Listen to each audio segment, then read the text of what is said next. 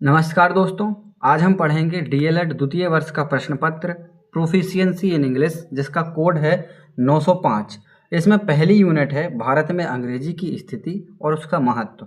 तो चूंकि भारत जो है वह एक बहुभाषीय देश है और इसके कारण यहाँ पर सैकड़ों भाषाएं और बोलियां बोली जाती हैं, यानी कि भाषाई विविधता भारत के अंतर्गत पाई जाती है। अब जो है हमारी अंग्रेजी भाषा क्या करती है, वह एक संपर्क भाषा के तौर पे, यानी कि लिंक भाषा के तौर पे। लिंक का अर्थ है ये एक बिंदु है, यह एक बिंदु है, यह एक बिंदु है और यह एक चौथा बिंदु है। इन सभी को जो जोड़े वह कहलाता है लिंक। तो अंग्रेजी जो है वह विभिन्न विभिन्न भाषाओं के मध्य लिंक भाषा के तौर पर कार्य करती है। इसका जो दूसरा उपयोग है वह है ग्लोबल कम्युनिकेशन के अंदर। अंग्रेजी विश्व में सबसे ज़्यादा बोली जाने वाली भाषा है।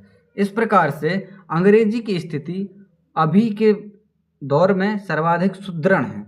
सुदृढ़ का अर्थ है मजबूत पक्ष में है, और इसलिए अंग्रेजी जो है ग्लोबल कम्युनिकेशन या वैश्विक तौर पर अपनी पकड़ मजबूत किए है। इसके अलावा यह हायर एजुकेशन में भी बहुत उपयोगी है, क्योंकि ज़्यादातर पुस्तकें अंग्रेजी में ही उपलब्ध हैं। इसके अलावा अंग्रेजी से रोजगार में अवसर बढ़ता है। इसके अलावा टेक्नोलॉजी का एक्सेस, कंप्यूटर, इंटरनेट, फ़ोन एवं अन्य जगहों पर अंग्रेजी बहुतायत प्रयोग में लाई जाती है। इस प्रकार से जो अंग्रेजी है वह बहुत महत्वपूर्ण है। अब हम देखेंगे कि किस प्रकार अंग्रेजी हमारे आसपास फैली हुई है और उसका उपयोग कहाँ कहाँ हो रहा है। जैसे कि स्कूल और कॉलेज में एजुकेशन के क्षेत्र में उपयोग करते हैं, फिर टेक्नोलॉजी के क्षेत्र में कंप्यूटर, इंटरनेट, मोबाइल इन सब में उपयोग में लाते हैं, फिर मीडिया के क्षेत्र में न्यूज़पेपर और टीवी, रेडियो इत्यादि में अंग्रेजी का प्रयोग किया जाता है, फिर बिजनेस में और एडमिनिस्ट्रेशन में, banking, trade, commerce, official work, report, इन सब चीज़ों में अंग्रेजी को जो है हम प्रयोग में लाते हैं। अब अंग्रेजी से होता क्या है, चूँकि अंग्रेजी हमारी क्या है ऑफिशियल भाषा के तौर पर भी काम करती है। हिंदी, उड़िया, गुजराती, पंजाबी इन सब के अलावा जो हमारा ऑफिस वर्क है उसमें हम अंग्रेजी को हमेशा ही प्रयोग में लाते रहते हैं। तो सबसे पहला काम यह करती है कि यह देश की एकता को मजबूत करती है, क्योंकि कश्मीर से लेकर कन्याकुमारी तक हम जो है अंग्रेजी को प्रयोग कर सकते हैं, तो लोग समझेंगे भी, बोलेंगे भी और जानेंगे भी। इसके अलावा यह इंटरनेशनल कम्युनिकेशन यानी वैश्विक तौर पे जो है संपर्क साधने में मदद करती है। फिर है हमारा इकोनॉमिक ग्रोथ, जो कि व्यापार और उद्योग के विकास में सहायक है। तो अंग्रेजी से हमें इतने सारे लाभ होते हैं। इसके बाद जो है हम क्या करते हैं, अंग्रेजी को एक सेकंड लैंग्वेज मानते हैं। पर सेकंड लैंग्वेज और फॉरेन लैंग्वेज यानी कि विदेशी लैंग्वेज और द्वितीय भाषा में अंतर है। तो द्वितीय भाषा क्या है, जैसे कि अंग्रेजी क्या है हमारी द्वितीय भाषा है। क्यों? क्योंकि इसका दैनिक उपयोग संभव है, यह सामाजिक वातावरण में उपलब्ध है और यह अधिक व्यवहारिक है। हम अंग्रेजी से बातचीत कर सकते हैं, यह भाषाई तौर पर व्यवहारिक है, यह सामाजिक वातावरण में उपलब्ध है और यह दैनिक उपयोग इसका संभव है। लेकिन फॉरेन लैंग्वेज या वैश्विक लैंग्वेज या जो है विदेशी भाषा वह क्या होती हैं, जैसे कि जापानीज़ हो गई, चाइनीज़ हो गई या कोई अन्य भाषा है, पुर्तगाली की भाषा हो गई। तो ये जो है इसका दैनिक उपयोग कठिन होता है, इसका वातावरण उपलब्ध नहीं होता है, यह सिर्फ शैक्षणिक तौर पे उपयोग में लाई जाती है। तो आइए अब देखते हैं कि इनको कैसे हम मेमोराइज कर सकते हैं। पहला तो ये कि अंग्रेजी से कम्युनिकेशन सरल होता है, दूसरा एजुकेशन में अंग्रेजी प्रयोग होती है, तीसरा टेक्नोलॉजी में अंग्रेजी प्रयोग होती है और चौथा ग्लोबलाइजेशन या वैश्वीकरण में अंग्रेजी बहुत प्रभावी है। अब क्या देखते हैं कि अंग्रेजी क्या है, एक लिंक लैंग्वेज है। फिर दूसरा इंडिया क्या है, एक मल्टी लिंगुअल कंट्री है यानी बहुभाषीय कंट्री है। फिर इंग्लिश जो है वो एसोसिएट ऑफिशियल लैंग्वेज है। तो ये वो चीज़ें हैं जिन्हें अगर आप याद रखेंगे, पेपर में प्रयोग करेंगे तो अत्यधिक नंबर आने की संभावना है। इसके अलावा आइए देखते हैं इस जो पहली यूनिट है उससे कितनी बार PYQ आए हैं और क्या क्या आए हैं। तो सर्वप्रथम English as a second language, इसके 5 बार PYQ आ चुके हैं पिछले 5 वर्षों में। फिर लिंक लैंग्वेज का भी 5 बार आ चुका है। फिर वोकेशनल इम्पोर्टेंस क्या है अंग्रेजी का, वोकेशनल का अर्थ है कि जो हमारा अंग्रेजी है वो किस प्रकार से हमारे रोजगार में सहायक होगा, व्यापार में सहायक होगा, इत्यादि इत्यादि। उसको 4 बार हमारे पेपर में पूछा जा चुका है। फिर है एसोसिएट ऑफिशियल लैंग्वेज, इसका भी 5 बार पूछा गया है। तो जो भी चीज़ें आपको पढ़ाई गई हैं वो सभी पीवाईक्यू की दृष्टि से बहुत ही महत्वपूर्ण है। आइए अब हम जानते हैं कि लिसनिंग और स्पीकिंग, यूनिट नंबर 2। लिसनिंग और स्पीकिंग जो है वो पहला चरण क्या आता है, लिसनिंग। बच्चा पहले सुनता है, सुनने से उसमें क्या होता है, भाषा का विकास होता है और उसके बाद वह बोलना सीखता है। अगर कोई बच्चा सुने ही ना तो वह भाषा को बोलना सीख नहीं पाएगा। तो LSRW क्या है? LSRW का अर्थ है लिसनिंग, स्पीकिंग, रीडिंग और राइटिंग। इसमें 2 रिसेप्टिव इंग्लिश है। रिसेप्टिव इंग्लिश यानी कि जो हम ग्रहण करें, जिससे हमें कुछ सीखने को मिले। जैसे कि लिसनिंग, सुनने से हम क्या है, सीखते हैं। फिर है रीडिंग, पढ़ने से हम सीखते हैं। अब दूसरी होती है प्रोडक्टिव स्किल। प्रोडक्टिव स्किल जिसमें हम किसी को कुछ देते हैं। जैसे कि स्पीकिंग, तो हम जब बोलते हैं तो कुछ दे रहे हैं। जैसे मैं आपको बोल रहा हूँ तो मैं ये कंटेंट आपको दे रहा हूँ। फिर है राइटिंग, लिखकर भी हम कोई कंटेंट या अपनी भाषा या विचार को प्रस्तुत कर सकते हैं। तो जो प्रस्तुतिकरण वाली स्किल्स हैं वो हैं स्पीकिंग और राइटिंग। जो ग्राह्य स्किल हैं या ग्राह्य कौशल जिनसे हम ग्रहण करते हैं वो है लिसनिंग और रीडिंग। इसके अलावा हमारे जो है लिसनिंग के कंपोनेंट यानी कि सुनने की जो विषय वस्तु है, सुनने के जो कारक हैं उसको हम देखते हैं। तो आइए अब हम देखते हैं लिसनिंग के क्या क्या कंपोनेंट हैं। सबसे पहला कंपोनेंट है इसका हियरिंग, यानी कि सबसे पहले हम क्या करते हैं, सुनते हैं। फिर दूसरा है अंडरस्टैंडिंग, उसको समझते हैं। फिर तीसरा है इंटरप्रेटिंग, यानी उसका अर्थ निकालते हैं। और उसके बाद जो चौथा है रिस्पॉन्डिंग, उचित तौर पे हम एक प्रतिक्रिया देते हैं जिसे हम फीडबैक कहते हैं। तो अगर फीडबैक तक बात पहुंच गई, इसका अर्थ है जो हमारी बात है, जो हमारा संप्रेषण है वह प्रभावी ढंग से हुआ है। तो इस प्रकार से जो हमारी लिसनिंग है वह बहुत ही महत्वपूर्ण है। अब सिलेबस के अनुसार और पीवाईक्यू के अनुसार लिसनिंग के प्रकार भी पूछे गए हैं। तो आइए देखते हैं लिसनिंग के अंतर्गत क्या क्या चीज़ें आती हैं। सबसे पहले पब्लिक अनाउंसमेंट। जब हम पब्लिक को या जनता को कोई भी अनाउंसमेंट करते हैं, जैसे आपने रेलवे में सुना होगा या बस स्टैंड में सुना होगा या एयरपोर्ट में सुना होगा, उन्हें कहते हैं अनाउंसमेंट। यह 2021, 23 और 24 में पूछा गया है। उसके अलावा है टेलीफोन कन्वर्सेशन। जब हम फ़ोन से दूसरे व्यक्ति से संपर्क साधते हैं उसे कहते हैं टेलीफोन कन्वर्सेशन। इसमें हमारी एक्टिव लिसनिंग काम आती है। एक्टिव लिसनिंग का अर्थ है कि हम ध्यान से सुनते हैं, समझते हैं और दूसरे की बात को ग्रहण करके उसकी बात पे प्रतिक्रिया करते हैं, वह है एक्टिव लिसनिंग। अब हमारा अगला जो चरण है वह है रेडियो एवं टेलीविज़न। तो सबसे पहली बात तो ये कि रेडियो जो है वह पूरा श्रवण कौशल पर यानी कि लिसनिंग स्किल पे डिपेंडेंट है। अब जो है टेलीविज़न, यह दृश्य श्रव्य उपकरण है, यानी कि हम देख सकते हैं और सुन सकते हैं। तो जो हमारा करेक्ट प्रोनाउंसिएशन, वोकेबलरी डेवलपमेंट और रियल लैंग्वेज का एक्सपोजर, वो सब रेडियो और टेलीविज़न के द्वारा आता है। फिर है हमारा सिंपल इंस्ट्रक्शन देने के लिए अंग्रेजी का इस्तेमाल कर सकते हैं, जैसे open your books, stand in a line, please silent. इन सब चीज़ों जैसी चीज़ें वो सब भी इंग्लिश में आती हैं और ये हम लिसनिंग स्किल का इस्तेमाल करते हैं इसमें। अब जो है स्पीकिंग स्किल यानी कि बोलने की गतिविधियाँ। तो स्पीकिंग कहाँ कहाँ उपयोग में आती है, कैसे वो विकसित होती है, आइए देखते हैं। सबसे पहले रोल प्ले। रोल प्ले क्या है, यानी नाटक या अभिनय करना। तो जब विद्यार्थी अलग अलग पात्र लेगा, जैसे कोई जो है डॉक्टर बना है, कोई पेशेंट बना है, कोई टीचर बना है, कोई स्टूडेंट बना है। बचपन में हम सभी ने कोई ना कोई नाटक तो किया ही होगा।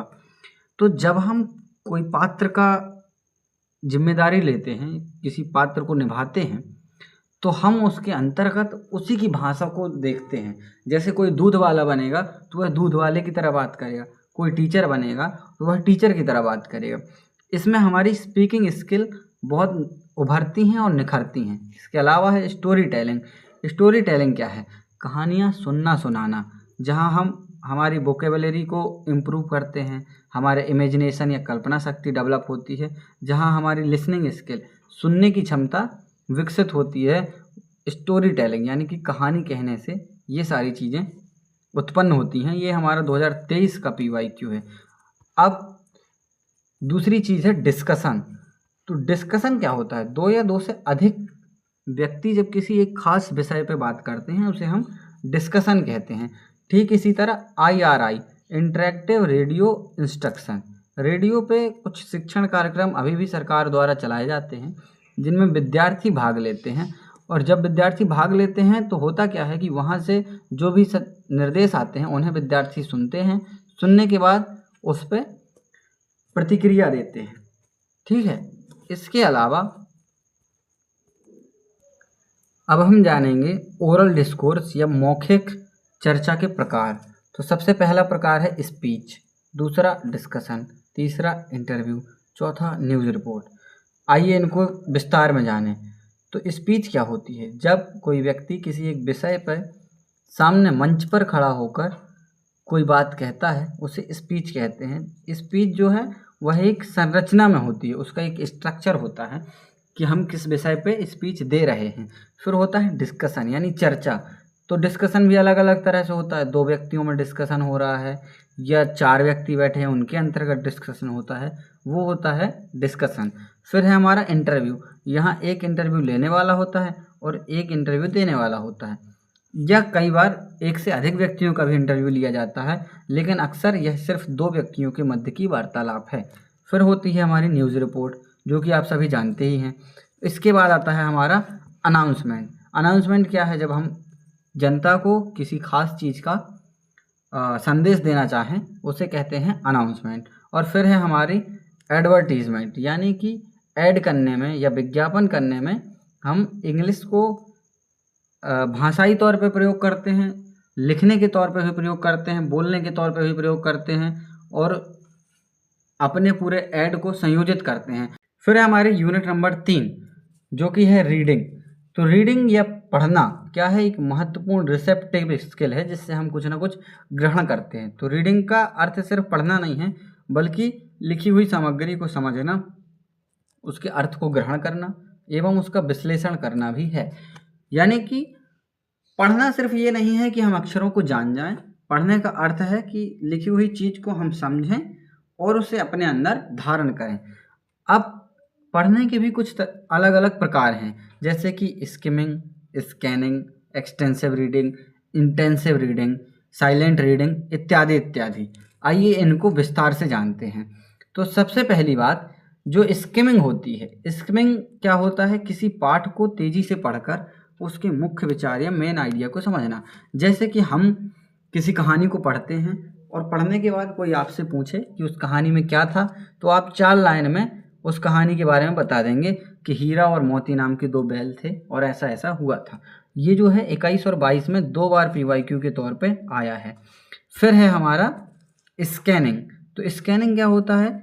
स्कैनिंग जब हम किसी विशेष जानकारी को खोजने के लिए तेज़ी से पढ़ते हैं उसे स्कैनिंग कहते हैं, जिसमें सिलेक्टिव रीडिंग, इंफॉर्मेशन को सर्च करना, कीवर्ड पे फोकस करना आदि आदि शामिल है। जैसे कि हम अपना रोल नंबर किसी लिस्ट में खोजते हैं तो हम सिर्फ जल्दी जल्दी ऐसे लाइन में से खिसकाते जाते हैं और अपने ही रोल नंबर पे फोकस करते हैं। जैसे हमें कोई जानकारी ढूंढनी हो तो हम क्या करते हैं, पूरे टेक्स्ट को ऐसा एक लाइन से देखते जाते हैं और जहाँ भी वो कीवर्ड मिलता है हम उसे देख लेते हैं, उसे कहते हैं स्कैनिंग। स्कैनिंग का सीधा सा मतलब है पूरे पेज को एक लाइन में स्कैन करना और अपनी जो काम की जानकारी है उसे देखना। ठीक है, अब है हमारी एक्सटेंसिव रीडिंग। एक्सटेंसिव रीडिंग क्या होती है? अधिक मात्रा में पढ़ना, यानी कि सामान्य समझ और आनंद के लिए। जैसे कुछ लोग किताबें पढ़ने के लिए बहुत उत्सुक रहते हैं, जिनको नोवेल पसंद हैं, स्टोरी पसंद है, मैगजीन पसंद है। तो इससे क्या होता है? रीडिंग हैबिट डेवलप होती है, वोकेबलरी बढ़ती है और लैंग्वेज में सुधार आता है, फ्लुएंसी बढ़ती है, भाषाई ज्ञान बढ़ता है। तो ये जो है एक्सटेंसिव रीडिंग के महत्व हैं, जो कि एक बार पूछा भी जा चुका है। अब इसके अलावा हमारी इंटेंसिव रीडिंग और साइलेंट रीडिंग। तो इंटेंसिव रीडिंग क्या होता है? जब हम किसी चीज़ को बहुत गहराई से पढ़ते हों, इंटेंस तौर पे पढ़ते हैं, जब हम किसी चीज़ में डूब जाएं, जैसे कि टेक्स्ट बुक, एकेडमिक आर्टिकल, जब हम रिसर्च के लिए कोई चीज़ पढ़ते हैं उसमें क्या करते हैं, हम बहुत स्लो पढ़ते हैं, बहुत विशेष ध्यान देकर पढ़ते हैं और डिटेल्ड एनालिसिस करते हैं कि भाई ये जो लिखा है इस पैराग्राफ का पूरा अर्थ क्या है। फिर क्या करते हैं, साइलेंट रीडिंग।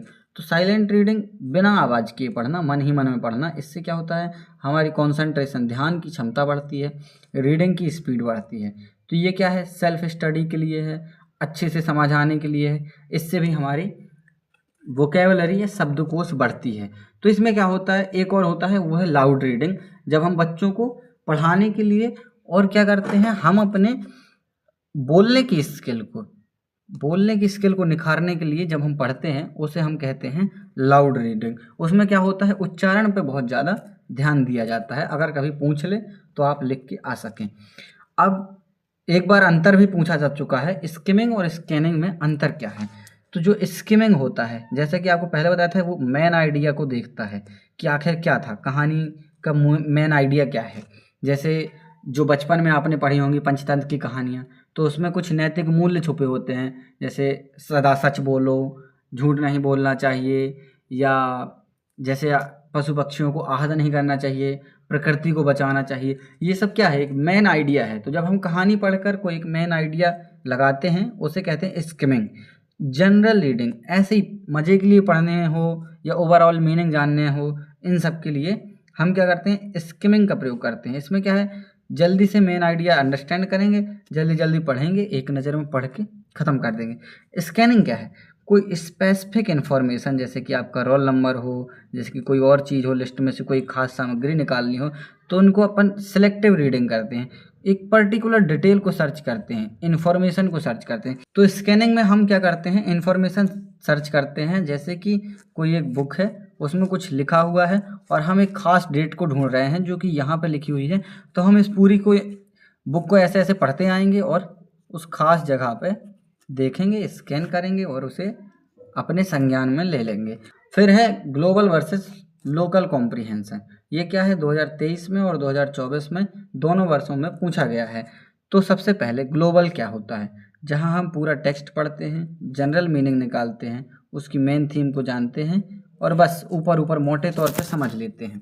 और लोकल में क्या होता है, हम कुछ पर्टिकुलर पार्ट, जैसे कि इस पैराग्राफ का अर्थ क्या है, इसकी मीनिंग क्या है, इसकी डिटेल, इसमें क्या क्या दिया है, और अच्छे से डीप अंडरस्टैंडिंग करते हैं। तो जो ग्लोबल कॉम्प्रिहेंशन है वह स्किमिंग से जुड़ा है और जो लोकल कॉम्प्रिहेंशन है वह स्कैनिंग से जुड़ा है। ठीक है, अब क्या है, क्रिटिकल रीडिंग की प्रक्रिया। तो जब हम किसी विषय वस्तु को बहुत ही गहराई से पढ़ते हैं, उसकी प्रक्रिया क्या होती है। जब हम रिसर्च करते हैं किसी बात में, तो क्या होता है कि हम अपनी सामग्री को बहुत ही ध्यान से पढ़ते हैं, उसका ऑब्जर्वेशन करते हैं, उसमें क्या लिखा है, क्या क्या चीज़ें हैं, क्या उसके अंदर दिया गया है। फिर उसको समझते हैं, समझने के बाद उसका विश्लेषण या ऑब्जर्वेशन करते हैं कि क्या ये चीज़ें सही हैं, कहाँ तक सही हैं। उसके अलावा उसका मूल्यांकन करते हैं कि भाई साहब जो उनने बोला है वह सब पर लागू होता है या नहीं। फिर हम अर्थ निकालते हैं। तो जब हम किसी चीज़ की क्रिटिकल रीडिंग करते हैं तो उसके हर पक्ष को बहुत ही विस्तार पूर्वक और ध्यानपूर्वक देखते हैं। फिर हमारी जो चौथी यूनिट है वह है राइटिंग। राइटिंग क्या है, भाषा की जो है प्रोडक्टिव स्किल है, जिसमें हम अपना कुछ विचार, भाषा, वस्तु को लिखकर प्रकट करते हैं। क्या करते हैं, विचारों को, भावनाओं को, सूचनाओं को लिखित रूप में हम अपने व्यक्त करते हैं। इसमें व्यक्ति क्या करता है, सबसे पहले कुछ ना कुछ सोचता है, सोचने के बाद उसकी योजना बनाएगा कि क्या करना है, फिर उसको योजनाबद्ध तरीके से लिखेगा। और फिर चौथा स्टेप जो कि याद रखिएगा, इसमें संपादन यानी कि एडिट करेगा, भाई जो भी गलतियां हैं उनको एडिट भी करना है। फिर अंतिम मसौदा यानी कि पूरी तरह से फाइनल जो है ड्राफ्ट तैयार करेगा और उसे संपादित कर देगा। अब जो है, मैंने क्यों कहा कि चौथा पॉइंट याद रखिएगा कि एडिटिंग करता है, क्योंकि इससे जो है PYQ पूछा गया है, इसको हम आगे कवर करेंगे। अब क्या है, राइटिंग के कुछ प्रकार हैं जो कि हमारे सिलेबस में दिए गए हैं। जैसे पहला प्रकार है डिस्क्रिप्शन राइटिंग। तो डिस्क्रिप्शन राइटिंग क्या होता है, जब हम किसी व्यक्ति का, किसी स्थान का, वस्तु का या घटना का बहुत ही अच्छे तौर पे विस्तृत तौर पर वर्णन करते हैं, उसे हम डिस्क्रिप्शन राइटिंग कहते हैं। फिर है दूसरा नैरेटिव राइटिंग, जब हम किसी चीज़ का क्रमबद्ध वर्णन, कैरेक्टर, इवेंट, प्लॉट, सीक्वेंस, इन सब चीज़ों को ध्यान में रखते हुए क्रमबद्ध सीक्वेंस में वर्णन करें, उसको हम नैरेटिव राइटिंग कहते हैं। फिर है बायोग्राफिकल स्केच, जहाँ पे हम किसी व्यक्ति के नेम, बर्थ, एजुकेशन, अचीवमेंट और कंट्रीब्यूशन, इन सब पे बात करते हैं, वो कहलाता है बायोग्राफिकल स्केच। ये 2024 में पूछा गया प्रश्न है। फिर है हमारा प्ले या ड्रामा, तो ड्रामा कैसे लिखा जाता है, उसकी एक थीम होती है, उसका कुछ प्लॉट होता है, उसके अंतर्गत पात्र होते हैं, उसके संवाद होते हैं, उसकी सेटिंग क्या है, मतलब कहाँ पे वह हो रहा है, ग्रामीण सेटिंग है या फिर शहरी सेटिंग है या फिर कहीं पहाड़ी जगह है, उसके अंतर्गत कॉन्फ्लिक्ट यानी कि मुख्य विषय क्या है और फिर रिजोल्यूशन अंत में क्या होता है, ये सब देखा जाता है। यह पिछले ही साल का PYQ है जो कि आप लोगों से पूछा गया है। ठीक है, इसके बाद क्या है, फॉर्मल लेटर। तो लेखन के मामले में लेटर राइटिंग लगभग हर वर्ष पूछा गया है, सिर्फ पिछले साल को छोड़कर। आइए उसको देखते हैं। तो सबसे पहले एक फॉर्मल लेटर में क्या होता है, हम अपना सेंडर्स एड्रेस भेजते हैं, यानी भेजने वाले ने कहाँ से भेजा है वो एड्रेस, फिर डेट, फिर जिसको भेजना है उसका एड्रेस, फिर अपना सब्जेक्ट वगैरह कि भाई किस लिए हम ये लेटर लिख रहे हैं वो सब। फिर उसके बाद क्या करते हैं, हम अपना पूरी विषय वस्तु लिखने के बाद उनको सैल्यूटेशन या सर मैडम कर, उसके बाद जो है बॉडी, हमें ये चीज़ पे शिकायत है या ये चीज़ चाहिए है या जो भी आपकी बात है वह बॉडी के अंतर्गत लिखी जाती है। फिर लास्ट में क्लोजिंग और सिग्नेचर। तो ये जो सारी चीज़ें हैं वह एक प्रकार से फॉर्मल लेटर की बातें हैं। फॉर्मल लेटर कब कब पूछा गया है, तो देखिए 2024 में एक कंप्लेंट लेटर लिखना था म्यूनिसिपल कॉरपोरेशन को। फिर 2023 में फॉर्मल और इनफॉर्मल लेटर को पूछा गया है। फिर 2022 में लेटर लिखना था हेल्थ ऑफिसर को। फिर 2021 में एप्लीकेशन लिखनी थी डिस्ट्रिक्ट कलेक्टर को। फिर 2021 में ही एक और आई थी लेटर टू फ्रेंड। तो एक ही अनऑफिशियल लेटर आए हैं, बाकी सब ये जो हैं ऑफिशियल लेटर। और एक बार ये अंतर पूछा गया है कि क्या अंतर है फॉर्मल और इनफॉर्मल लेटर में। अब जो है अन्य महत्वपूर्ण चीज़ें, जैसे लेटर के अलावा रिपोर्ट राइटिंग होती है, नोटिस राइटिंग होती है, ब्रोशर होता है और एडिटिंग होती है। तो रिपोर्ट राइटिंग क्या है, जब हम किसी घटना को, जैसे कि कोई एक्सीडेंट हो गया या कोई चीज़ हो गई, उसको बहुत अच्छे तरीके से तथ्यात्मक, यानी कि उसमें फैक्ट भी हो कि भाई किस दिन किस डेट में और कब हुआ, वो क्रमबद्ध विवरण होती है। फिर है हमारी नोटिस राइटिंग। नोटिस में हम ब्रीफ क्लियर इन्फॉर्मेशन देते हैं। एक छोटा सा नोटिस आता है, उसमें हम अपनी बात बता देते हैं कि भाई ये वैकेंसी निकली है, इतनी वैकेंसी हैं। फिर उसके बाद एक डिटेल नोटिफिकेशन आता है। तो जो ये छोटा सा नोटिफिकेशन आता है उसे हम कहते हैं नोटिस। फिर है ब्रोशर। ब्रोशर में क्या होता है, सूचना देते हैं हम अपनी चीज़ों की। उसमें अट्रैक्टिव डिज़ाइन और क्लियर डिज़ाइन, क्लियर लैंग्वेज भी और रिलेवेंट इन्फॉर्मेशन, ये सारी चीज़ें सम्मिलित होती हैं। फिर है हमारी एडिटिंग। तो देखिए एडिटिंग क्या है, ये है हमारा वो जो मैंने कहा था आपसे कि चौथा पॉइंट याद रखिएगा कि एडिट करना। कोई चीज़ हमने लिखी है लेकिन उसके अंदर ग्रामर में, स्पेलिंग में, पंचुएशन में, सेंटेंस में कहाँ पे गड़बड़ी है, वो एडिटिंग से सुधार में आती है। इसे हम प्रूफ रीडिंग भी कहते हैं। अब एडिटिंग में कहाँ कहाँ मिस्टेक्स होती हैं ये देखते हैं। तो सबसे पहले देखिए ग्रामर में मिस्टेक हो सकती है, जैसे ही गो टू स्कूल, वो नहीं, सही वाला क्या है, ही गोज़ टू स्कूल। फिर स्पेलिंग में मिस्टेक हो सकती है। फिर पंचुएशन मार्क्स में और सेंटेंस स्ट्रक्चर में कोई ना कोई गड़बड़ी हो सकती है। उसको सुधारने के लिए हम क्या करते हैं, हम ये एडिटिंग करते हैं अपनी। जब हम पूरा ड्राफ्ट तय हो जाता है फिर उसको एक एडिटर के पास भेजते हैं, चाहे स्वयं ही एडिट करते हैं, जो कि बहुत अच्छे तरीके से हमारी लेखन को देखता है और देखने के बाद उसमें सुधार करता है। सुधार करने के बाद वो जो है वापस पब्लिश होता है। इस प्रकार से लेखन की पूरी प्रक्रिया संपूर्ण होती है। आइए अब इसको क्या करते हैं, एक ही बार में रिवीजन करते हैं। तो सबसे पहले राइटिंग क्या है, एक प्रोडक्टिव स्किल है। फॉर्मल लेटर ऑफिशियल पर्पज़ के लिए लिखा जाता है। इनफॉर्मल लेटर जो है पर्सनल पर्पज़ के लिए लिखा जाता है, मित्रों को, परिवारों को, भाई बहन को। फिर है जो रिपोर्ट लिखी जाती है उसमें फैक्ट शामिल होते हैं कि आज दोपहर में इतने बजे ऐसा हुआ वैसा हुआ, ये सब। फिर जो नोटिस होता है वो बहुत छोटी सी सूचना होती है जिसमें कि हम अपनी खास इन्फॉर्मेशन को प्रकट करते हैं। फिर जो ब्रोशर होता है वो प्रमोशनल इन्फॉर्मेशन होती है, यानी हम किसी चीज़ को प्रचार प्रसार के तौर पे करना चाहते हैं तो 7-8 पेज का ब्रोशर दे दिया, 2 पेज का, 4 पेज का, जितना भी है। फिर उसमें एडिटिंग क्या होती है, अपनी गलतियों को सुधारना एडिटिंग है। इसके बाद जो है हमारी यूनिट नंबर 5। तो यूनिट नंबर 5 जो है वो है वोकेबुलरी एंड ग्रामर। इसमें क्या है, कोई एक खास एक सिंगल वीडियो में से कवर नहीं किया जा सकता है, लेकिन इसमें जो भी PYQ आए हैं उसको मैंने सबको समाहित किया है। तो देखिए, एक तो PYQ आते हैं समानार्थी शब्दों से, फिर आते हैं विलोम शब्दों से। तो इनको आपको अगर आता है तो बहुत अच्छा, नहीं आता तो कुछ कुछ याद कर लीजिए। देखिए, जैसे 2025 में ये सारी चीज़ें, 2024 में ये चीज़ पूछी गई है। फिर जो सबसे महत्वपूर्ण चीज़ है जो मैं आपको बताना चाहता हूँ वो है होमोफोन्स, होमोग्राफ्स और होमोनिम्स, जो कि 2023 में, 24 में और 21 में पिछले 5 में से 3 बार पूछा गया है। तो होमोफोन्स क्या होते हैं, जहाँ सेम प्रोनाउंसिएशन हो लेकिन स्पेलिंग और मीनिंग अलग अलग हो। जैसे इसको भी सन बोलते हैं, इसको भी सन बोलते हैं, लेकिन इसका मतलब होता है सूरज और इसका मतलब होता है लड़का। अब इसको भी राइट बोलते हैं, इसको भी राइट बोलते हैं। तो ये राइट जो है सही वाला है, ये राइट जो है लिखने वाला है, और इस राइट का एक और मतलब होता है दायां। फिर है सी, सी ये समुद्र वाला है, और ये जो सी है ये जो है देखने वाला है। तो ये दोनों में ही मीनिंग का डिफरेंस है। फिर ये जो पेयर है और ये जो पियर है, इसमें भी क्या है, अंतर है, लेकिन इनको बोला एक ही जैसे जाता है। ये कहलाते हैं homophones. Phones, P for phones, phones जो है उच्चारण से संबंधी है, इस प्रकार से हम इसे याद रख सकते हैं। फिर है होमोग्राफ एंड होमोनिम्स। तो जो होमोग्राफ्स होते हैं उनकी स्पेलिंग क्या है, सेम होती है। जैसे बैट और बैट, इसमें एक बैट जो है वो एनिमल है, एक बैट जो है वो क्रिकेट वाला है। फिर है होमोनिम्स, जिसमें स्पेलिंग सेम होती है और प्रोनाउंसिएशन भी सेम होता है, लेकिन मीनिंग क्या है, डिफरेंट होती है। जैसे बैंक मतलब रिवर और बैंक मतलब फाइनेंशियल बैंक।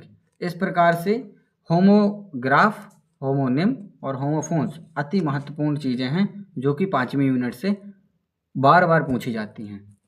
फिर हमारी व्याकरण से कुछ चीज़ें पूछी गई हैं, जैसे एक्टिव पैसिव वॉइस पूछे गए हैं। जहाँ एक्टिव वॉइस क्या होती है, इसमें सब्जेक्ट मेन चीज़ होती है, डायरेक्ट फॉर्म में होता है और बहुतायत प्रयोग किया जाता है। और जो पैसिव होता है उसमें सब्जेक्ट जो है वो एक्शन करता है, बस इतना ही इसका महत्व होता है, लेकिन एक्शन ज़्यादा महत्वपूर्ण है, इनडायरेक्ट है और फॉर्मल राइटिंग के तौर पे काम किया जाता है। जैसे एक्टिव वॉइस में Ram write a letter, Ram एक पत्र लिख रहा है, लेकिन पैसिव वॉइस में a letter is written by Ram, एक पत्र जो कि राम के द्वारा लिखा गया। फिर आता है हमारा डायरेक्ट और इनडायरेक्ट स्पीच, जो कि नरेशन के अंतर्गत आता है। डायरेक्ट स्पीच में क्या है कि एक्चुअल वर्ड जो है, जो भी उसने बोला है वो कोटेशन के साथ दिए जाते हैं। जैसे कि कोई पहला व्यक्ति है, वो दूसरे व्यक्ति से बता रहा है कि राम ने ये बोला कि मैं खुश हूँ, ये कोटेशन मार्क्स के अंदर बोला गया है। लेकिन इसके अलावा क्या होता है, अगर हम कहें राम ने ये बोला कि वह खुश है, तो ये जो है इनडायरेक्ट स्पीच हो गई, जहाँ पे हम पंचुएशन मार्क्स को हटाकर और अन्य चीज़ों का प्रयोग करके नरेशन में चेंज ला देते हैं। अब इसमें कुछ रूल्स होते हैं, जैसे कि प्रोनाउन को चेंज कर देना, फिर टेंस चेंज करना, और इस प्रकार से कोटेशन मार्क्स चेंज करके हम अपने नरेशन को चेंज कर लेते हैं। फिर एक बार जो है सेंटेंस के टाइप वगैरह भी पूछे गए हैं, एक बार उनको भी हम देख लेते हैं। जैसे कि सिंपल सेंटेंस, तो सिंपल सेंटेंस में कुछ नहीं होता है, एक ही क्लॉज होता है, जैसे आई प्ले फुटबॉल।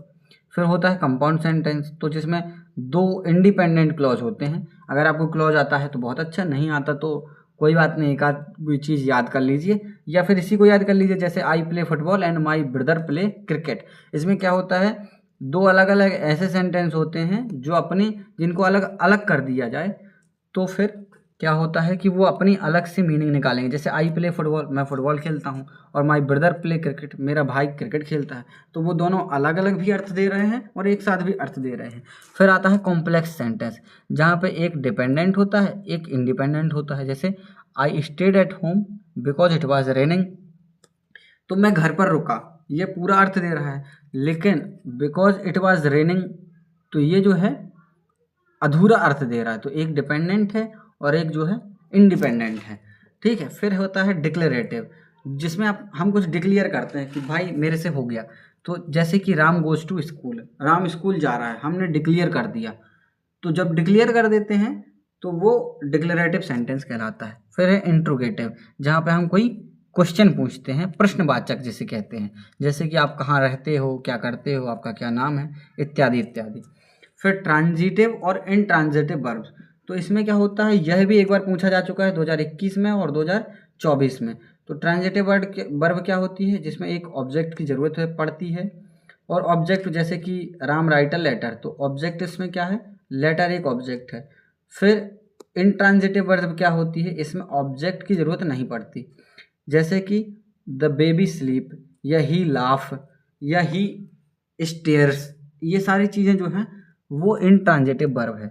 फिर हमारे एडजेक्टिव की परिभाषा पूछी गई है एक बार, और प्रकार भी पूछे जा चुके हैं कि परिभाषा जैसे कि जो कि किसी नाउन या प्रोनाउन की कोई खूबी बताता हो उसे हम एडजेक्टिव कहते हैं। जैसे रिया एक खूबसूरत लड़की है, तो जो खूबसूरत शब्द है वह इसकी महत्वता दिखाता है, वह किसी खूबी को बता रहा है कि रिया जो है वह खूबसूरत लड़की है। इसके अलावा इसके जो प्रकार हैं, adjective of quality, adjective of quantity, adjective of number, adjective और पजेसिव एडजेक्टिव। तो ये जो चीज़ें हैं ये सभी एडजेक्टिव के प्रकार हैं, जिन्हें हो सके तो याद कर लीजिएगा। 2022 में एक ही बार पूछा गया है। उसके बाद 3 डिग्री ऑफ एडजेक्टिव, जिसको हमने पढ़ा होगा, जैसे टाल, टालर, टॉलेस्ट।